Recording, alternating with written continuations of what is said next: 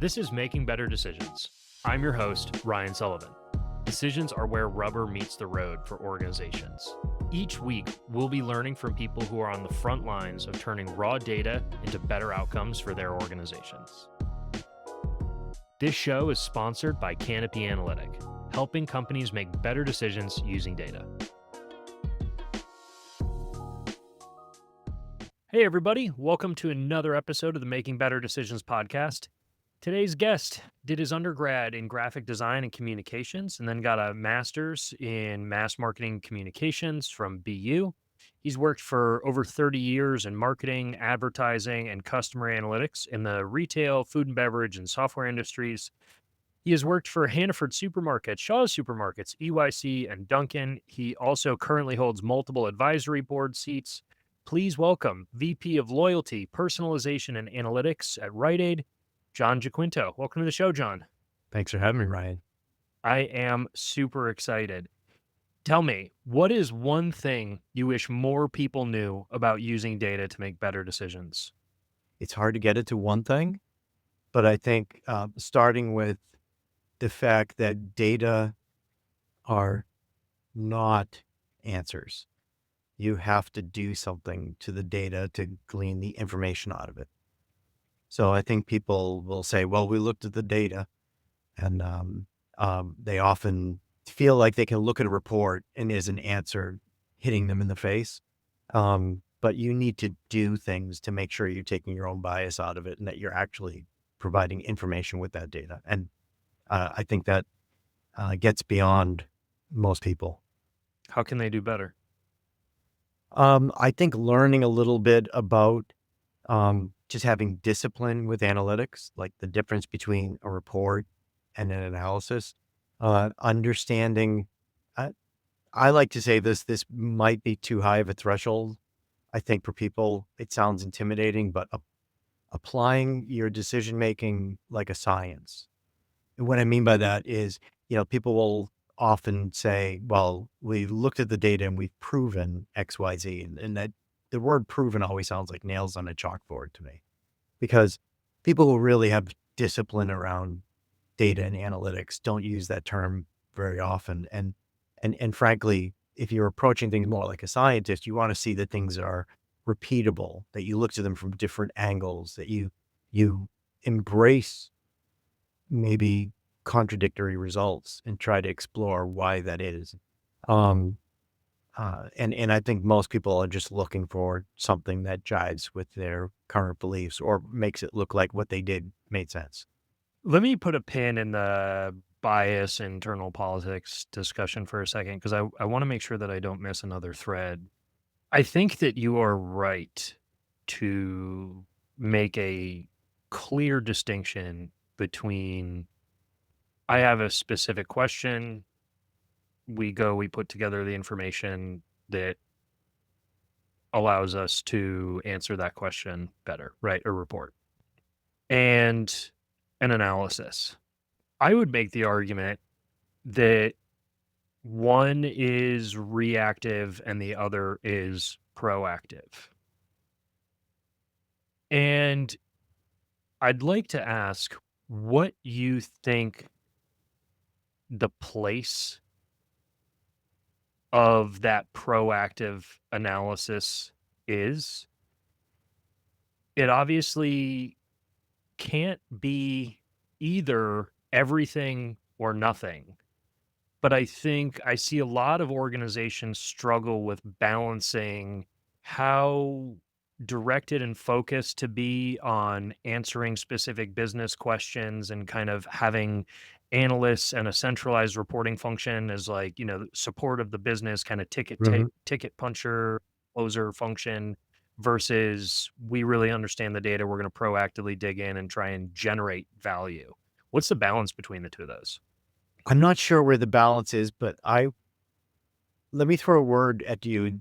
Let me know if you agree with the word exploratory. I like defining some efforts as exploratory, and that goes against the grain of everything that we're doing in business. I don't want to do anything that's a waste. I want to know in the end explicitly what I'm supposed to do with this information. What is the purpose of this analysis? And we say a lot of times it's a criticism of the analytics function to say, like, well, they show me a lot of stuff, but it's not actionable. I don't know what to do with it. But I think you need to have some exploratory. I'm dodging the what is the percentage? How do you balance it? But you definitely in my opinion, need some exploratory stuff. And I think you can explain it to the business to say, we want to make sure we're learning as much as possible. So we're doing some activity that gets ahead of even where we're testing and can maybe explore new avenues and new things and new opportunities that we wouldn't have otherwise discovered. But oftentimes people, especially in leadership, will be critical of things that are not giving them an explicit direction today for something to do. Yeah. And I think that limits your learning. I think that limits your effectiveness in the future. I would agree with that. I think my experience has been that a lot of organizations treat it a bit like research and development. And I think the idea of allocating resources to either that kind of proactive exploratory analysis is the same as, what some people take towards research and development. And they're like, well, we'll spend as much money with you as you want. Research and development is great so long as you're constantly finding answers of value. Mhm. And that's kind of not how it works. Right. And I think if you're saying we're not going to conduct this unless it gives us a clear answer, I like to set expectations ahead of time. I mean, clearly there are some activities that analytics functions will do, and they could do a better job with their internal clients to explain the likelihood that there'll be an answer. Or they can anticipate. I'll give you a good example. This is a thing that where I think on the analysis side we can get better. Um, Somebody comes to you with a test. They want to explore something, and they say we're going to put it in 2 stores, and you can pick the stores, you can design the test, et cetera, et cetera, et cetera. We're going to do this function, and we want to see if there's a difference in sales. And you come back, and it doesn't show anything, and of course that makes people angry because they didn't want that answer. They wanted the answer that said you had a right decision and it had an impact. Oftentimes, there's the bar, the business owners are not aware how high the bar is. So if you were to go back and say, look, the deviation between these 2 stores is XYZ or what have you, in this time period, for us to see something that we would be able to say was an effect, you'd have to raise sales by particular number. And sometimes you do that. I have done. Sometimes you do that and people say, well, that's absurd. This isn't going to raise sales by that much. And then you could say, well, this isn't the right test then. You do need more stores or just do it on one category. There's some way to create this lab experiment that can see what the effect is. And most often that conversation's had way after the fact when somebody's trying to get you to answer why it didn't show that their idea did anything. And so I think that's part of, on the analysis side where we can owe the business owners a little bit as well. I actually would love to kind of continue pulling on the thread that I said I wanted to put a pin in Right. earlier, and you redirected us back towards, which is a little bit around, I'll put it gently, as human nature. I think there are politics and self-interest and cognitive and digestion biases that we all have. And I think under that umbrella are some of the things that you talked about. Like, well, why doesn't the data show that my idea was good? Well, maybe it could be an analysis problem, or maybe it could be that the idea wasn't good. It may have just been a mediocre idea. It may have been a straight up bad idea. How do we, as data and analytics people, and you alluded to some of the discussions around statistical significance and experiment engineering, how do we, as data and analytics people, combat that human element on an organizational scale without just fighting with everybody? I'll give you the fast answer first. Um, I'll let you know when I see it work. But the longer answer is, I think that it starts with us acknowledging that um, not everyone's a great consumer of analytics. And why should they be? I'll give you marketing. I use marketing as examples all the time because I'm a marketing guy. Nobody was sitting in undergraduate or early in their career or something saying, I want to get into marketing because I want to be deliberate and scientific and commit to a process of learning. I get this friend who like had an idea in the shower and he drove into work early and he said, let's do this crazy thing. And everyone said, damn it, let's try it. It could work. Like that's what people enjoy. So when you start taking people who want to be in the moment, who enjoy rapid cognition, who doesn't, who wants to come up with something in a meeting in front of everyone and say, we want to test this multiple times over a year, and then make some decisions. That just sounds like nails on a chalkboard. I have found that the people who have the discipline that go quote unquote slower end up succeeding faster. Because what happens when you go too fast, nobody trusts the analysis because you don't trust your neighbor's analysis. You don't trust the people you're competing with the resource for. So you end up with sort of like this beginning of civilization where everyone's in a constant state of war. That's where you are. Instead of creating a culture of we all want to explore, we want to learn, but so we have to have standards so that everyone's got the same standard. So I think if you can, uh, what I've tried doing is having everybody own a standard, and from a change management perspective, saying how do you give people power instead of making it seem like you're taking power away. Um, I like to tell them you're going to have the power that you're going to learn more rapidly, and your stuff is going to be judged more fairly across other disciplines in the organization, and you will be more effective. Emphasizing that versus the way people hear things is, dude, I'm going to very likely tell you this didn't work. It, that's the downside of it. So I think that is part of it. Um, I have an even longer answer. Do tell. As I have gotten more into trying to get better at my job, which is mostly like loyalty marketing, besides the analytics, looking at how things work and understanding that they're not always like this linear, sensible thing that works. I've gotten very interested in studying human behavior, of course, specifically behavioral economics that field interests me. I feel like the people who, and there's all different ways to call them the discipline, but I think the people who call themselves behavioral economists are doing a lot of things that really, the knowledge from that aligns very well with the type of marketing that I focus on. I'm a fan as well. Great. I tell me if you have experienced this, but as you study human behavior, you can start to see those patterns, not just in how I design my programs, but how do I explain these programs? Because ultimately you want people to decide to put their resources in the correct place. And you see people making irrational decisions that you can benefit from. But on the flip side, you see the same type of biases in decision making in leaders and yourself. So how do you combat bias? I mean, it's a bigger issue for, this is how the human brain works and this is how we approach things. And especially in times of stress or when you're going fast, um, we just don't seem to naturally have access to those skills to make decisions with analytics, decisions based on data-driven insights.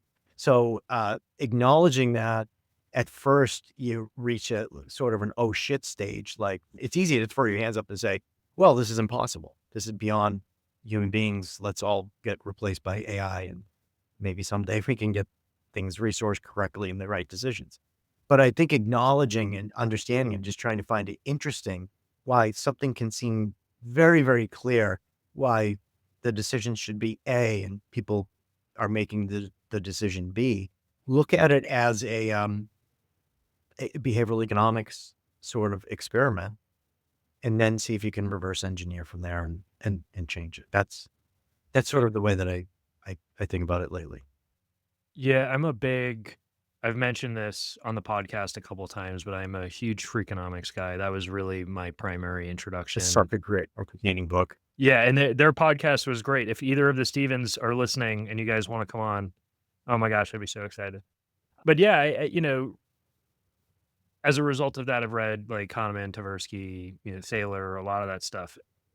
You know what it all comes down to for me is exactly where you started, which is any solution that does not embrace the ugliest aspects of reality isn't going to be able to handle them. And the original question, right, was all about bias and human nature and politicking and all of that kind of stuff. And I think that you're right. I think there has been a bit of a shortcoming as far as recognizing that these things exist Mhm. and they do them. And yes, they do them here. Wherever here is, there are people being human beings that are there too. Getting beyond problem recognition into some of the ideas that you discussed around solution. Now we're in complicated, Right. muddy water. And what it seems to me is that there's this kind of little it actually reminds me quite a bit of marketing. So I am primarily a tech nerd. I am most comfortable with my headphones on in a room alone and my hands on the keyboard making something work on my computer. That's really what I'm good at. Owning my own consulting business, I now have to market. And that's very different, right? There's one objectively right solution that generates the right number with the right logic from the right data set. There's no silver bullet for marketing. There's just a lot of silver BBs. And I see the solution to this kind of behavioral economics, like how do we combat bias? How do we get people to adopt and understand and act in a way that is in direct connection with the information that the data provide? Looking at the book Nudge by Thaler, some of the examples that they had, it strikes me as being the same. Mhm. There's no silver bullet of, all right, well, throw some salt over your shoulder and spin around 3 times on a full moon, and everyone will make great database decisions. There's all of these little things like taking the exact same letter and handwriting it, or even just handwriting the address on the front of it. Doing little things like saying X% of people pay their taxes on time gets taxes to go up, or tax collections to go up, excuse me. What I think it is, when they explained each one of these little nudges and how they worked, was really a discussion of how we can use the, ugliness or like these strange idiosyncratic parts of our brain against us for our own benefit.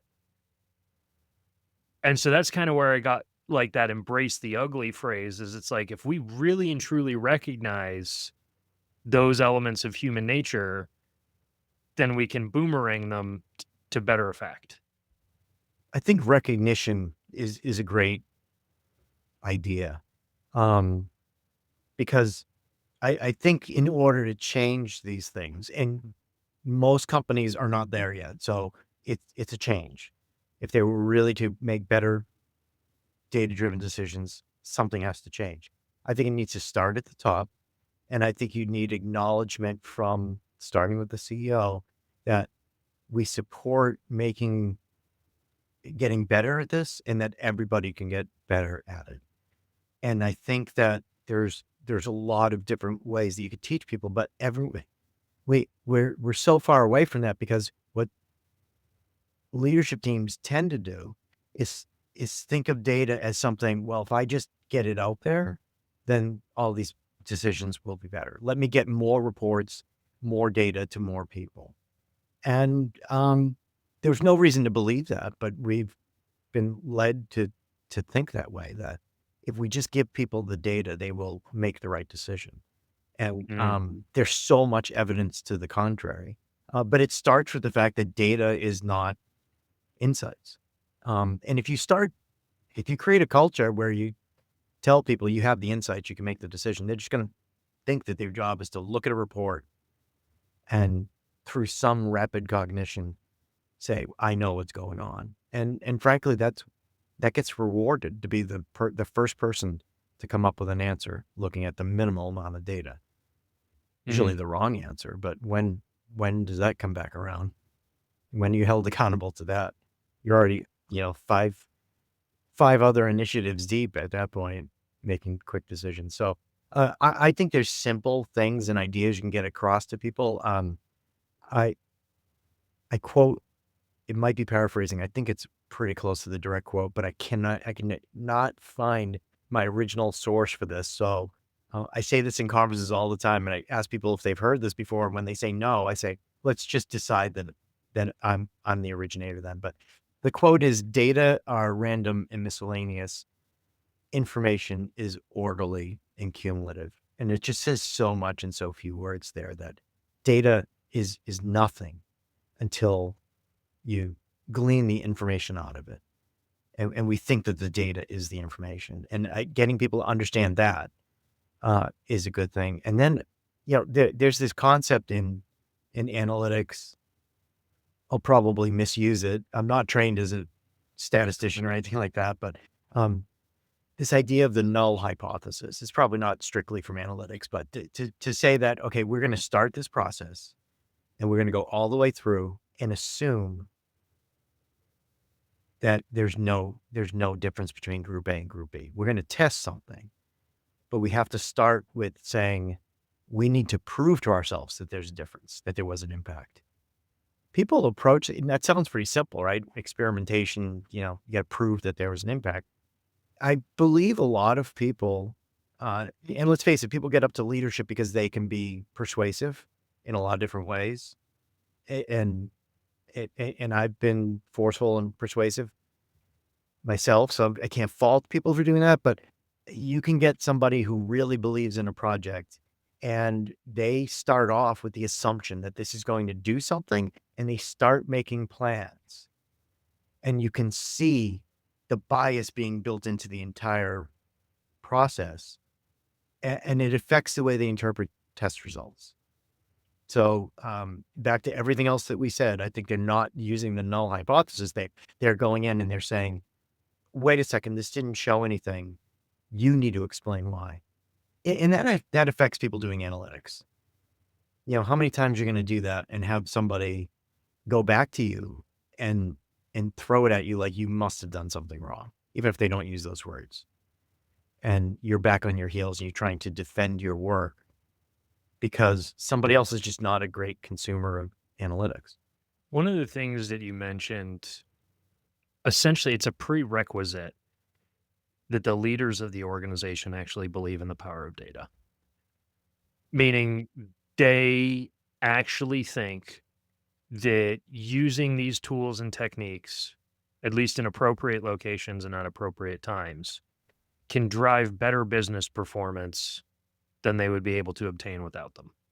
In fact, that idea is something that we test for when we qualify people. So when we're going out and like at my own company, Canopy, when we're going out and we're marketing and trying to find people, that's one thing I won't ever sell somebody on. Right? If we're having a conversation and that conversation starts turning into like, well, I don't know whether analytics, can really help. It's like, okay, awesome. If you ever change your mind, let us know. Right? Like that's not a conversation I'm going to have to sell you on. That has to be Mhm. a prerequisite. Because otherwise, organizationally, you get into this situation where it's just like whimsical and kind of fun to do sometimes. But if that isn't like a core belief, we're going to have great difficulty investing in any of the stuff that actually realizes a return on investment. If I can, I want to dig into some of the specifics of your career, in particular, not just analytics as it relates to marketing at large, but particularly around the loyalty stuff. When we were doing the preparation for this episode and you had talked to me a little bit about it, let me just say, it's no surprise that you started talking about behavioral economics. It is just such an interesting blend of human psychology and driving business performance and yes, yeah, all of it. I was wondering if we could dig in and you could talk to us a little bit, obviously nothing proprietary, but about some of the lessons about analytics and human psychology and business performance that you've learned from your time in loyalty-based marketing. Sure. And I can have that conversation without saying anything proprietary because I've I've been involved in multiple loyalty programs, and you see the same patterns everywhere because, frankly, everybody's human. So if you're exploiting human things, there's more universality to these things than people realize. I've changed the way I think incrementality works in loyalty programs. So incrementality meaning we had an impact. These sales would not have happened if we didn't do whatever. Um, Yeah. I always felt, and a lot of people in marketing feel this way, especially in category management, you'll have this sort of idea that if I sell people something or incent them to do something that they were going to do anyway, um, there's no way you can get incrementality. So if I'm going to give somebody uh, the simplest thing is a basket coupon, people who were spending $50 a week on average at a supermarket, you give them a $6 off 60, 7 off 70, whatever. And getting that right, just that bit above what they spend, is going to be the maximum return that you can get. Similarly with products, and this goes, this is a common thing in category management as well as loyalty and other retail marketing. People are shopping in category X. I want them to also shop in this category. So people who buy fruits and vegetables, what percentage have a dog? If I can figure out who has a dog that's not buying pet food, then I've made incrementality. What I have found that doesn't make sense from a linear thinking of how marketing works and incrementality within marketing works. I have found that the opposite is more effective. So incenting people on stuff they were going to do anyway, you could say it another way, put a spin on it and say giving them the most relevant things. I mean, relevancy is a subjective term, but what most people mean in relevancy when you're using AI and other methods, machine learning, et cetera, to figure out what's relevant, you're saying this is in their history explicitly just like this. So the more relevant something is, the more it creates or encourages the consumer behavior of buying more, coming in more frequently, and being retained at higher rates. And those are the bigger prizes. That's the bigger money. So I have evolved and tested swinging the pendulum to the complete other end and saying, I'm going to give them incentives that feel like they're just giving me free money. And then for whatever the feelings are and the biases and the behavioral economics of that, that tends to retain people at higher rates, get them shopping more frequently. And the halo Mm. effect of all of that, so much bigger than getting somebody who does not buy toothpaste from you to buy a tube of toothpaste that week. So that's been my journey within that. I didn't know what that was called, but as I started learning more and seeing somebody speak, and I can tell you the story if you want on behavioral economics, that I've said that's actually what I'm doing. I just didn't know what it was called. Yeah. I actually was also about to take us back to that. I do fall victim to this myself and see it in other people when they're, laying out the business cases for analytics. Like, what are the business goals that we want here? It's like, I want money in the door right now. Right now. Well, if we do that, then we tend to focus very heavily on that consumer surplus idea, right? So the surplus between what somebody would have been willing to pay and then what they actually paid. This idea of exactly what you were talking about. If someone was willing to pay, $15 for product X and I give them a coupon and they get it for 8, right? Wow, we just, lost a chunk of money there. And I loved your point. around longer term thinking and buying patterns, even though they're harder to manage, I think I agree with your assessment that there's an underestimation possibly in the value of some of those things. Because I can tell you, and obviously I know in the marketing world, you can get in a lot of trouble projecting your personal preferences onto the market. But I know that there are certain categories of goods and services where there's no question in my mind where I'm going to purchase that from. Right. Like my brain is like, I have that problem solved. When I need X, I go to Y. And if a brand can get themselves into that place for a consumer, Yep. that's probably way more valuable than the $8 coupon that got them there. Right. And so let me throw this out to you. Um, this is again where we bring our own biases and everything too. Do you think if everyone's thinking that incrementality works in that specific basket, getting an incremental item, do you think they're looking at long term and even measuring it? Generally, no. And so um, you you're not going to optimize on that larger, longer term effect if you don't even have a long term control group. It's almost as if long-term analysis is in the name of loyalty analytics, right? Staying loyal over time, right? So I have found this, and I didn't discover it. Other people showed it to me, and other people said, "Oh yeah, I've seen that other places." But now it's been a thing where I go and look, and I've been convinced that I build it into all of my activities and all of my models and projection. That the short term campaigns that you do and the long term effect that you see are usually range bound in some ratio that the long-term effect's bigger. It includes the short-term effect, but it's bigger. Either you can, there's a couple different ways to think about it that either, um, in between campaigns, if you are giving people campaigns and those are effective, their, their frequency, their additional shops come in unincented and that's part of the effect. Or you're just retaining them at higher rates. The truth is it's a little bit of both. It's sort of blended. But generally speaking, it's somewhere between 2 and 4 times. So if you said, "Oh, wow, I'm making $10 million off of my monthly campaign and I'm rewarding people," it could be as much as $40 million that that you're making. You would Mm. expect to see that. In fact, I would go so far to say if you don't see any long-term effect, there might be something that you're doing where you're not optimal. So, but imagine that most people aren't even looking for that.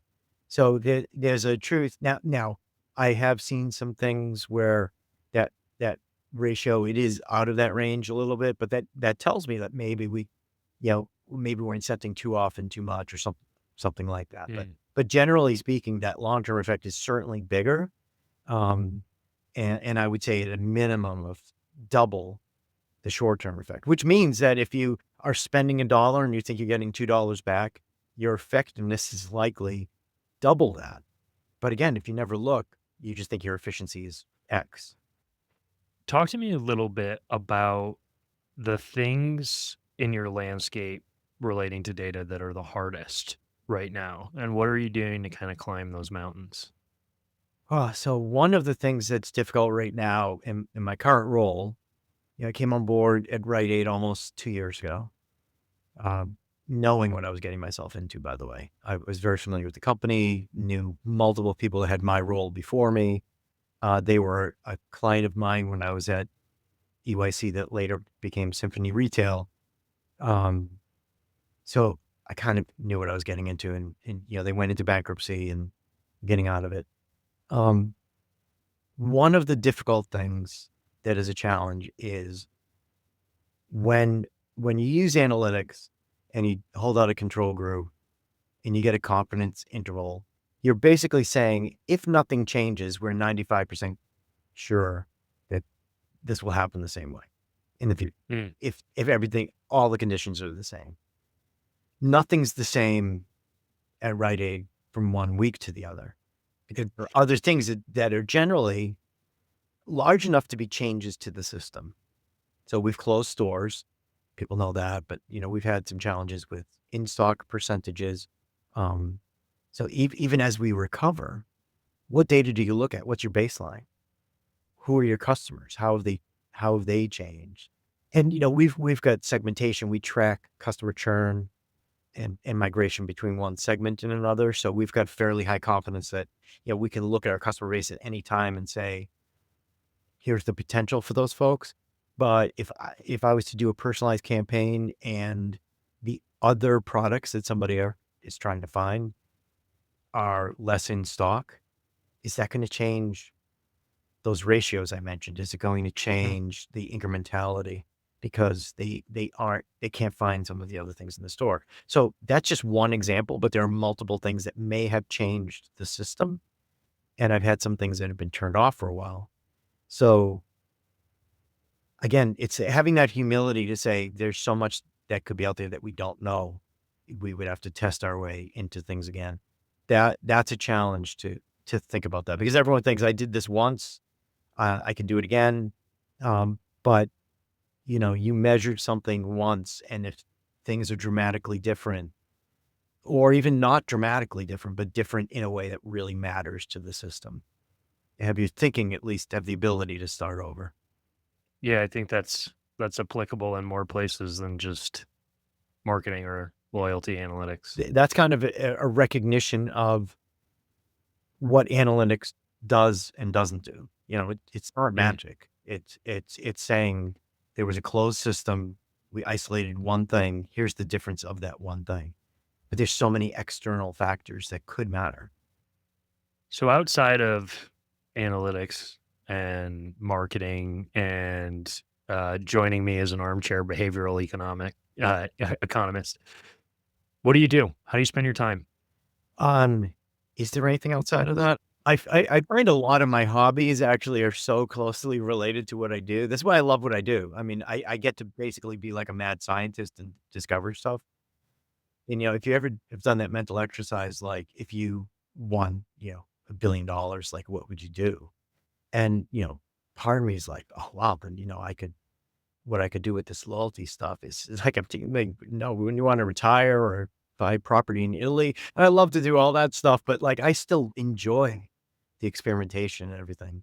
So one of the things that has been a big deal for me recently, I've had this reading list that I've been playing with that's from Encyclopedia Britannica of all things. And actually one of the, I'm surrounded by books here, by the way, that you can't see. I'll spare you that. But there's something called The Great Conversation, and there's a reading list in that that is a guide to all the great works of the Western world, what was determined to be from this collection. And I've been chipping away at that, and um, that there's 212 selections, I think, on it, and some of them are pretty dense. I'm finishing up my second Darwin book this calendar year. Um, there's things that I've on there that I've never met anyone else, any other human that's read. And I know I like to say, like, maybe I know someone who's read Decline and Fall of the Roman Empire by Edward Gibbon, and I might know somebody else who's read Summa Theologica by Thomas Aquinas, but I bet I've never met anyone who's read both. Yeah, I'm one for two there. So that takes, when I'm in the car driving to go on a hike, uh, doing errands, or when I wake up early and have a cup of coffee, or sometimes before bed, those times it would have been just doom scrolling or whatever. I'm listening to great works of the Western world. So I love it. I love it. Yeah. I share a love of that stuff. It's as you mentioned, it's such a large world of ideas. There have just been too many smart people over the history of humanity to read all of their stuff, but yeah, doesn't stop one from trying. that's true. If anybody liked what you had to say and wants to talk about Western philosophy or behavioral economics or marketing and analytics, what is the best place to reach out and get in contact with you? Oh, geez. Well, I think I'm pretty easy to find on LinkedIn. I think that's the best place really to find me. I'm there. I don't think there's a lot of John Giaquintos. Yeah, absolutely. John, I was not expecting to get the opportunity to weave philosophy, psychology, and economics into a discussion of analytics and marketing. So I'm pretty appreciative of having the opportunity to do that. Thank you so much for not just that, but also sharing your knowledge and experience in a space that I think is interesting beyond just the folks that might work in it. I do think exactly as you said, you kind of have a cool job. You get to be the mad scientist and tinker and get data and experiment. And as a fellow data nerd, I'm a little bit jealous. So thank you for sharing a window into your world with us. Thanks. As always, great conversation. I also want to make sure to thank the audience, especially if you've gotten this far, which I think today would be a quick and easy task. But if you have, thank you so much for listening. Please make sure if you liked what you heard, tell a friend, give us a like, give us a review, hopefully a good one, 5 stars, hooray. It really helps to keep getting the word out there and keep the podcast growing and keep us running. John, thank you again. This was awesome. And this has been another episode of the Making Better Decisions podcast. Thanks for listening. That's a wrap for today's episode of Making Better Decisions. For show notes and more, visit makingbetterdecisions.live. A special thank you to our sponsor, Canopy Analytic. Canopy Analytic is a boutique consultancy focused on business intelligence and data engineering. They help companies make better decisions using data. For more information, visit canopyanalytic.com. There's a better way. Let's find it together and make better decisions. Thank you so much for listening. We'll catch you next week. Peace.